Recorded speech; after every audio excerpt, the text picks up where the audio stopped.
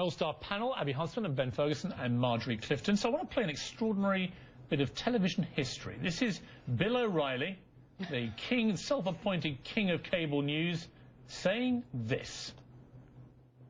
The compelling argument is on the side of homosexuals. That's where the compelling argument is. We're Americans. We just want to be treated like everybody else. That is a compelling argument.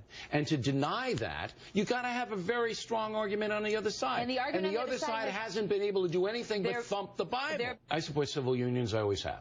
All right? And the gay marriage thing, I don't feel that strongly about it one way or the other. But then you leave it to the states. I think the states should do it.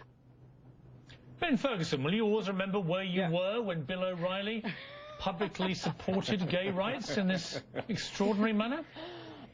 You know, there's a lot of people like myself that support civil unions, and I think the interesting part about this argument is there are so many people now that are on the pro-gay marriage side that have been brilliantly making this argument that if you're against them, you're automatically a bigot, you're a homophobe, you are some sort of anti-civil rights human being. And I think there's a lot of conservatives like myself that are in favor of civil unions. Ben, are you married? But they also are very clear. Ben, yes, I am. Let me finish this real quick. But why did you not? Hold on, let me finish real quick. Let me finish this real quick. There are a lot of conservatives like myself that are very clear on one issue. Marriage has been defined between one man and one woman. And once you redefine it, where do you stop redefining it? Because we all know the Supreme Court looked at this today. If we redefine it now, when the next group of people want to redefine it, then what does marriage become? And that's the reason why I'm in favor of civil unions. I'm not in favor of redefining marriage outside of one man and one woman. Wait, I just want to ask Ben, you're married. Why did you not just get a civil union then? Because I believe that marriage and the sanctity of marriage and what it represents was important for me and for what I believe in and the history of marriage. There's also a religious background around marriage, and I'm not going to shy away from that. But again, there are a lot of people that get married, and there's 43 states that decide this.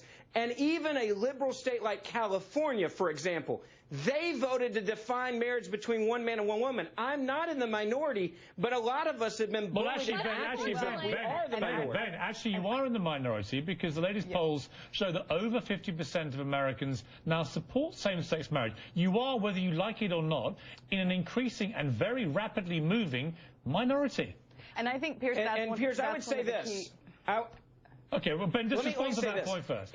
If somebody calls a pollster and asks you a question about gay marriage, you do not want to be a bigot or offend somebody over the phone. But when people walk into a voting booth and they can vote their conscience, including California, they overwhelmingly have supported in 43 states marriage being defined between one man and one woman. Let me bring in Marjorie. I think Ben brings up an important thing about, you know, I want to uphold history. And unfortunately, I think what will happen was you will be on the wrong side of history, because there is a lot of people are talking about is the inevitability of this. And I was actually on Capitol Hill yesterday walking in front of the Supreme Court, and I have to tell you, if you just look at the audience standing out there, there are so few people that are there fighting this. There's actually so many people who are in support of, you know, the idea of marriage being redefined. And if you look at even the religious groups that have come out in support, and you look at who's talking about this, and it's Bill O'Reilly, case in point.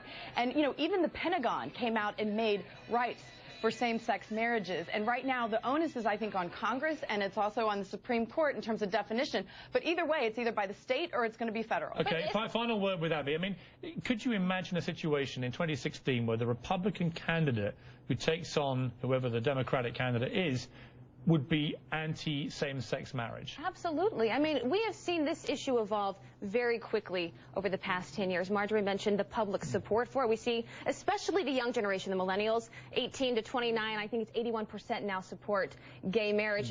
More than 50% of the country now supports gay marriage. That's just where we're at. So what I meant was, could you imagine a Republican candidate who didn't support same-sex marriage in 2016? It would be. I don't think they could actually win a general election. Yeah. Is my answer to that. And so I would say to Ben, I disagree. Ben, you might disagree, and I'm sure that you will. Ben, but I would Ben, I'm going to leave you with the words Well, I disagree, and we will bring you back another time to continue disagreeing with almost everybody we put you on with. But I've got to leave there for now. Thank you, Marjorie. Thank you, Ben. Thank you, Abby. I like this panel. This works for me.